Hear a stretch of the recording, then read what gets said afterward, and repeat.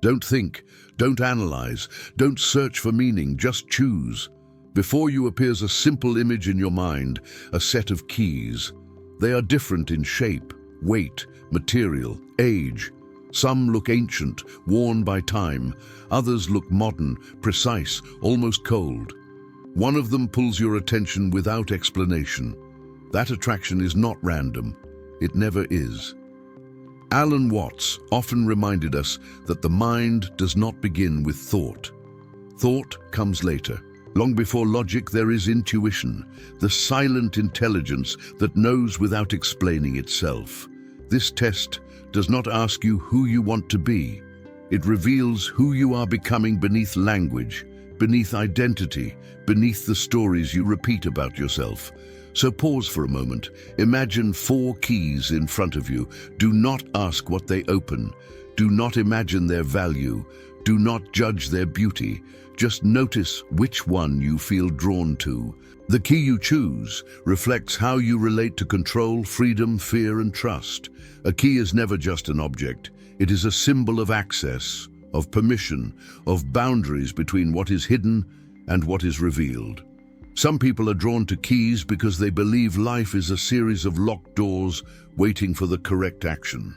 Others fear keys because opening something means responsibility. And some are fascinated by keys because they sense that what they are truly searching for has always been within reach, if only they dared to unlock it. If you were drawn to a heavy, old key, perhaps bronze or iron, this suggests an inner world shaped by depth and memory.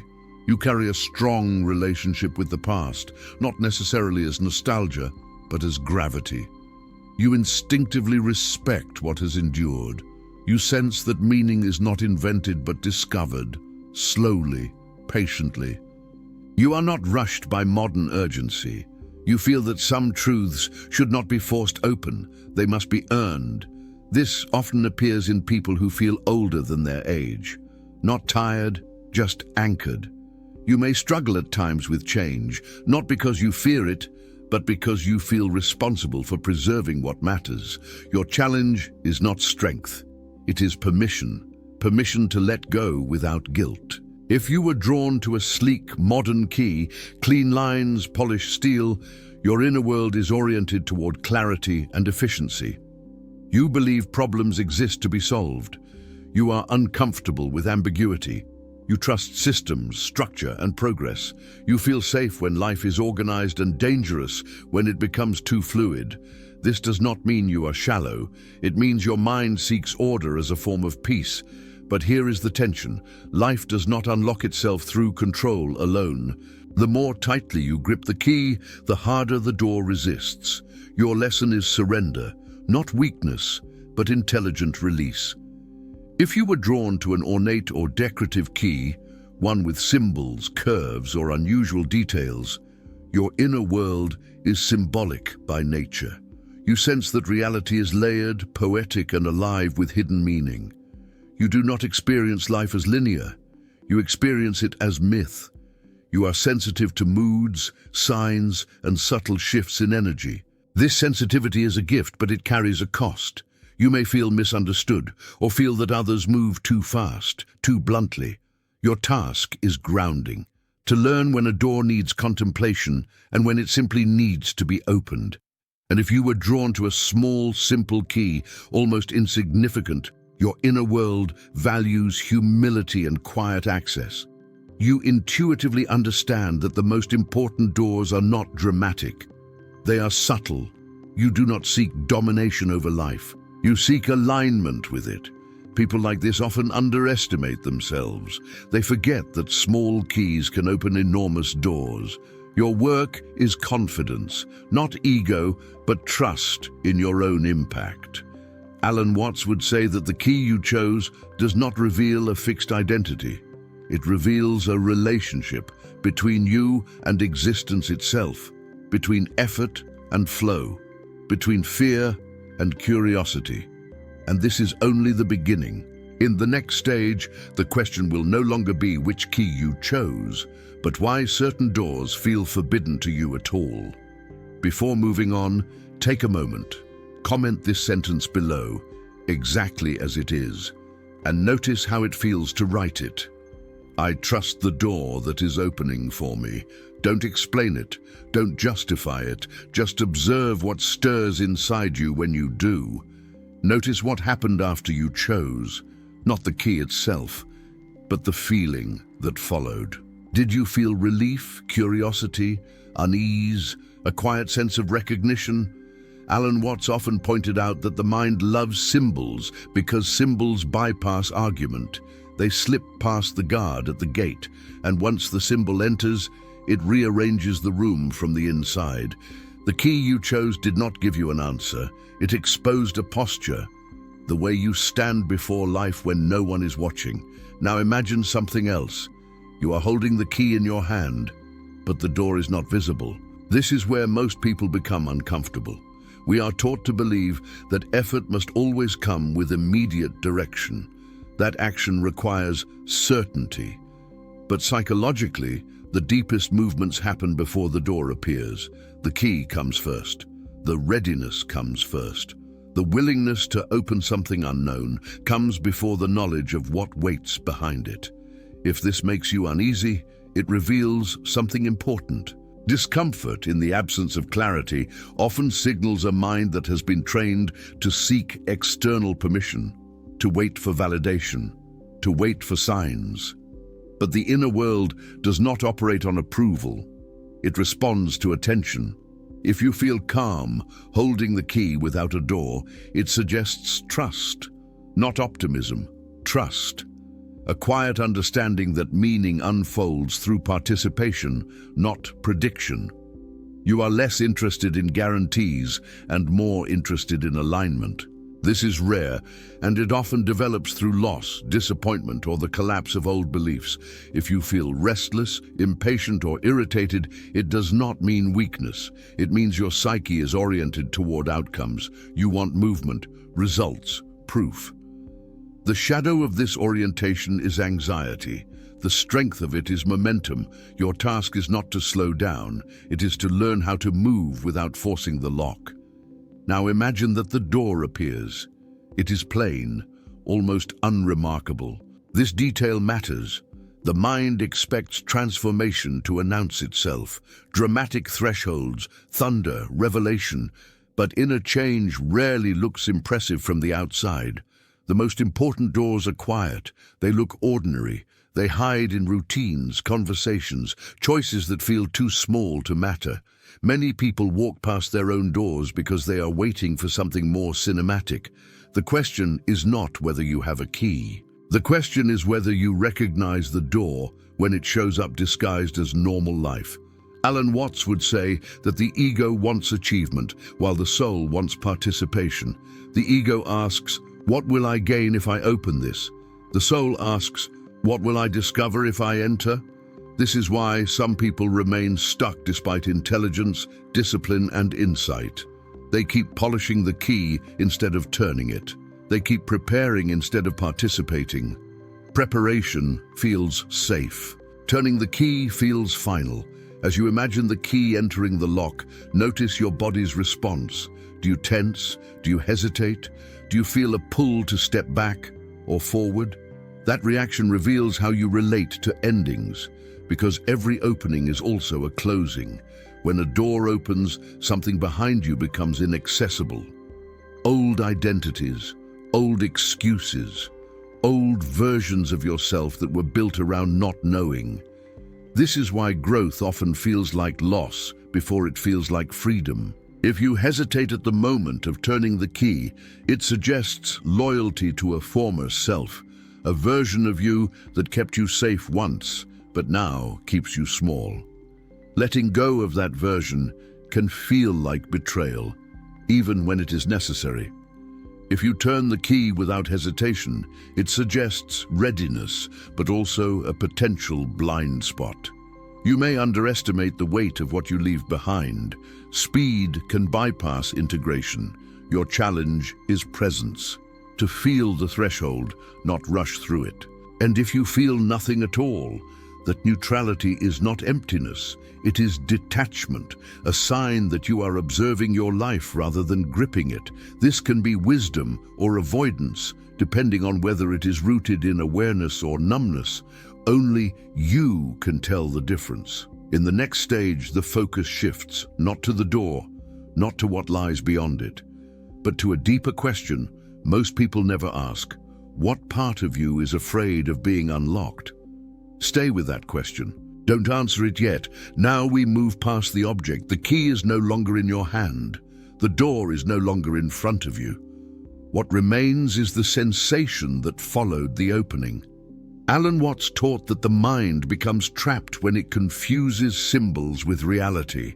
Once a door is opened, the symbol dissolves. What matters is what you allow yourself to experience afterward.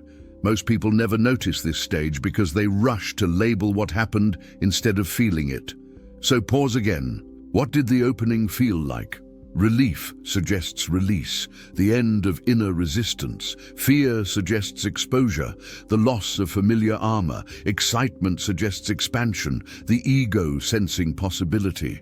Grief suggests detachment, the death of an old identity. None of these are wrong. Each one reveals how you metabolize change. If you felt relief, it means you have been carrying tension for longer than you realized.